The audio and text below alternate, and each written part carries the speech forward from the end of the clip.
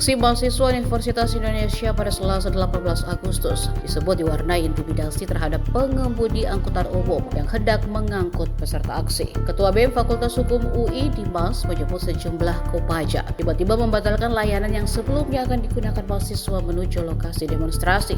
Ia menduga pembatalan tersebut berkaitan dengan surat yang disebut berasal dari Kementerian Perhubungan. Meski ia belum bisa memastikan penyebab pembatalan itu. Sementara itu, Kemenhub membantah tudingan tersebut. Dalam keterangan tertulis Rabu 19 Agustus 2026, Kemenhub memastikan tidak pernah mengintimidasi, mengintervensi maupun menekan pengemudi atau operator angkutan umum untuk membatalkan layanan bagi peserta aksi BEM UI. Kemenhub juga menegaskan tetap menghormati hak masyarakat menyampaikan pendapat di muka umum dan tidak berupaya menghalangi aksi mahasiswa. Pengemudi dan operator angkutan umum diminta tetap menjalankan layanan secara profesional dengan memperhatikan aspek keselamatan, keamanan, dan ketertiban.